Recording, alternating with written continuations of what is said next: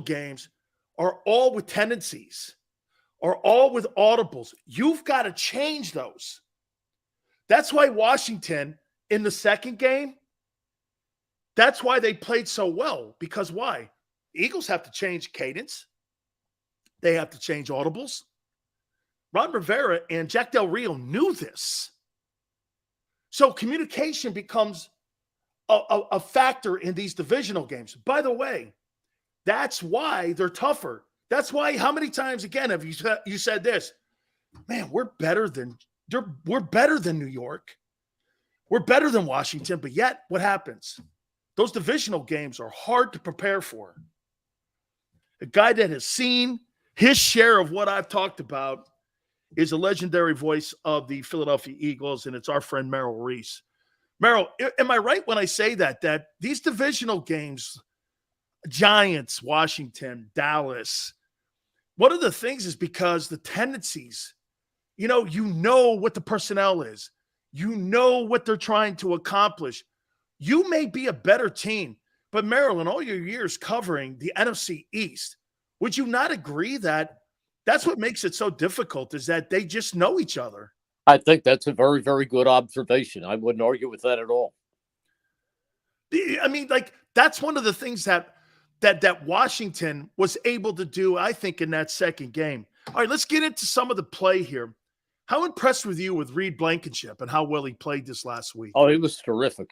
He was terrific. Imagine a guy coming out in the game before against Green Bay, in his very first opportunity to pick off a ball in his pro career, he picks off Aaron Rodgers. Can you imagine what that must have felt like? But he is a wonderful young man. He was a guy who should have been drafted. Absolutely should have been drafted. I think there were a lot of swings and misses on him, because you know what? I saw him the first day of minicamp. I saw him every day of training camp, and he did something every single day that said, "I'm determined to make this team." He made a play. He batted down a ball. He picked off a ball. He was just great all through camp. When they went to cut that squad down to 53, there was no doubt in almost any daily observer's mind that Reed Blankenship was going to make the final 53. I'm going to ask you maybe one of the toughest questions in your broadcasting career about a particular player, with no disrespect to anybody that's ever come before and played the position. Have you ever seen a player at the quarterback position in your years going back to Jaworski that is more important to his football team when it comes to moving the chains and winning ball games than Jalen Hurts? You know, the reason I hate to address that question, and I will, but the reason I hate to address it is because here is a young quarterback in his third year. So you're judging guys like Ron Jaworski, who were around for a long time, Randall Cunningham, who was around for a long time. If I pick up the Eagles media guide and look under records, all the passing records belong to Donovan McNabb. Now, is Jalen Hurts terrific? Absolutely, he is terrific. Does he have a chance to be the all-timer? Absolutely. He has everything you are looking for in a quarterback. But right now, I hate to think about him being the best ever here at that position, or a surefire someday Hall of Famer. It's too early in his career to start talking about superlatives like that.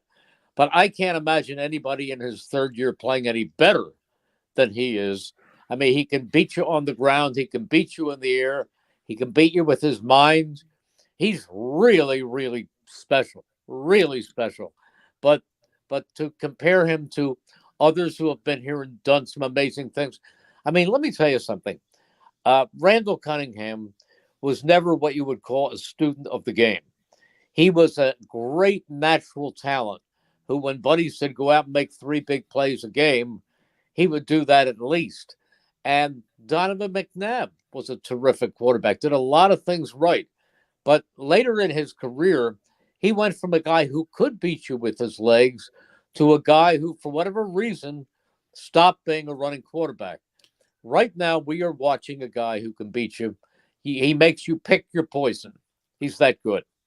Merrill, that's why I was careful in saying, because you can't put a resume of a 17-year guy like Ron Jaworski or what Randall did. You just can't. However, the importance of how he plays that position versus other guys because of his versatility and being able to run the ball, the way he thinks himself around a game plan. It just seems to me that, there were flaws in McNabb. There were flaws in Randall's game. Like you said, the understanding of sitting around watching game film wasn't an actual thing that he enjoyed doing a lot. Same thing with Vic. But when you're watching this guy, he's got Brady qualities in him, and he also has the ability to win games. 1 week, it's 153 on the ground. You're talking about it's a record for the Eagles. Then the next week, he turns around and throws for 380 yards. I mean, you can't get any more different than that, Merrill. No, he really is amazing. There's no question about that. But again, if let's just say at this point, I don't think anybody at this point in their career with the Eagles was as good. The ways that he can beat you, he is amazing. He's everything you want a quarterback to be, including a leader and an exemplary young man. He's everything you want your quarterback to be. He's almost the opposite. Do you remember Bill Parcells in his book? He said, "I don't want celebrity quarterbacks." He said, and I know what he meant by that. He didn't want the quarterbacks who were out on the town. Well, you know what?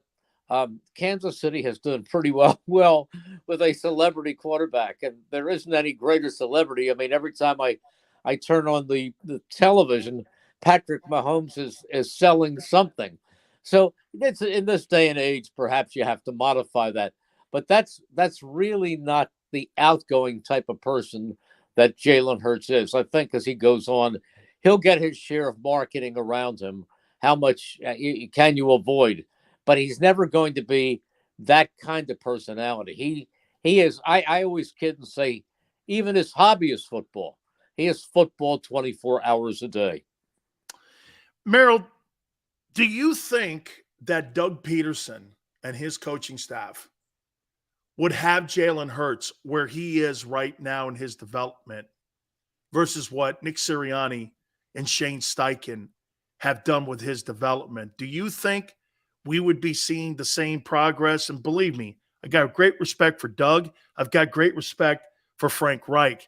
And I'm talking more so the 17 staff, because when Frank left, I think we saw some of the collateral damage to Carson Wentz when Frank wasn't in the building when it came to Wentz's development.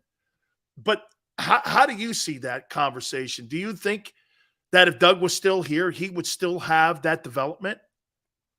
Well, let me rephrase the question or throw something back at you. How about if Doug were still here and he had Devonta Smith and A.J. Brown and Wes Watkins and the best offensive line in the National Football League? That's why you can't answer a hypothetical question like that, because Nick Sirianni has done a magnificent job, and Shane Steichen has done a terrific job, and the entire coaching staff has done a terrific job. But that's what they are, and these are the people, these are the cast that they work with. So I think this is a much more talented team. But do I think Doug is a terrific coach? Absolutely. And if I were looking for a coach next year, the first guy I might go to is Frank Reich for my franchise. I think he's a great coach. And then there are a couple of other coaches out there who I might grab pretty quickly too. And I would be shocked almost if JG Jonathan Gannon isn't a head coach next year. And I think Shane Steichen has a chance to be a head coach next year too. But to say what would happen, you can't just say if he went back into Doug or Doug went forward 3 years. It's just too tough to tell. But I think Nick is a terrific coach, and I also think Doug is a wonderful coach. I think Doug next year, Doug will have Trevor Lawrence and the cast that he's able to build competing for a playoff spot. I agree, and I think that Frank Reich will be. And I threw this out there earlier. I think Frank Reich could be your next head football coach with the Denver Broncos. I could see him there and then If bringing they're him in smart, for Russell if Wilson. they're smart, he will be. Yeah, I see Denver doing that. How impressed have you been with AJ? Let me ask you this here. Because I like to compare because fans look at who had a bigger impact on an offense, T.O. or AJ Brown? Well, I would say it's close. However, T.O. also had the biggest impact on the destruction of that team after the first year. I mean, he tore that locker room apart. It was chemistry in reverse. It really was that team. I mean, he turned people against Donovan McNabb. He really caused a lot of bad feelings in that locker room. That will never happen with AJ Brown. AJ Brown is a guy who is team first, team first. And I used to kid my partner in the broadcast booth and my very close friend Harold Carmichael that they were the only two diva non-receivers I ever met. And the truth of the matter is, there's nothing diva-ish about AJ Brown, and there's nothing diva-ish about, if that's a word, there's no diva in Devonta Smith.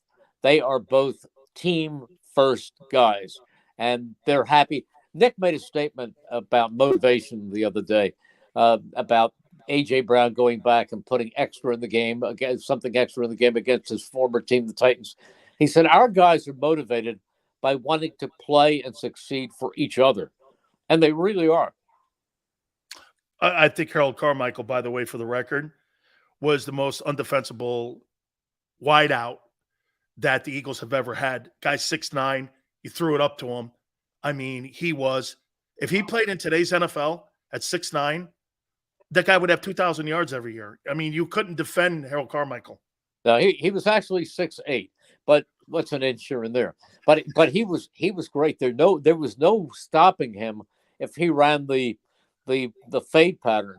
He'd say to Ron Jaworski, put it up to shoot. And Ron would put it up there in the corner of the end zone, and only Harold Carmichael could come down with that ball. Harold Carmichael should have been in the Hall of Fame 15 years before he actually got in. Absolutely. Couple last questions here for you, Merrill. I want you to do me a favor here. Percentage-wise, the Eagles are 11-1.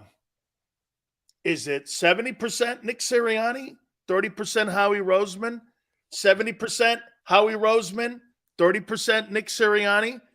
Who's more responsible in your opinion? And I know it's a collaboration, but what I don't want is a Philadelphia sports / political answer. No one's running for governor. Tell me, Merrill, who do you give the credit to and where this team is the most right now? The coaching staff or the general manager? You couldn't have one without the other. I mean, I'm being honest with you. I'm not trying to be political, but you don't win without the horses, and the horses don't win without the proper trainer and jockey.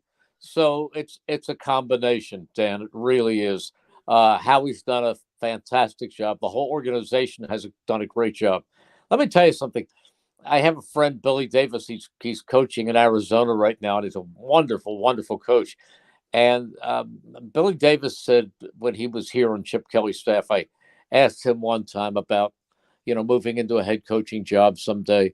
And he said, something, if I were to get an opportunity, I would have to have an owner like Jeffrey Lurie, because everything Jeffrey Lurie asks for, you need, anything you ask him for, the answer is always yes. I mean, he doesn't have the high profile of a Jerry Jones or some of the other owners who are quoted from week to week. Jeffrey has a little State of the Eagles speech every summer, and then you don't hear from him again.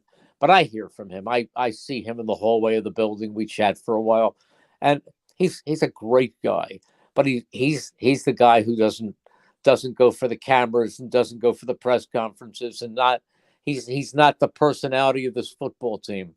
The face of this football team, or the faces of this football team right now, are Jalen Hurts and Nick Sirianni and Howie Roseman. these are the three people most responsible for making it happen. But if you really want to get down to it, put Jeffrey Lurie right there at the top of that group, because he's the one who gave Howie the opportunity to come back and do it again and does not interfere. And he's the guy who was there with the interviews and everything when they hired Nick Sirianni, and the rest of the world said, "Who?" I mean, and then Nick came in and he was inexperienced, and he had a press conference that didn't exactly blow people away. But boy, has this guy taken advantage of the opportunity. He's upbeat and he's fun to be around. But let me tell you something. Everybody on that team respects Nick Sirianni.